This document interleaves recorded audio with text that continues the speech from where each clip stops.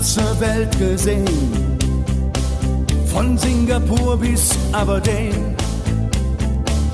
Wenn du mich fragst, wo es am schönsten war, sage ich Sansibar.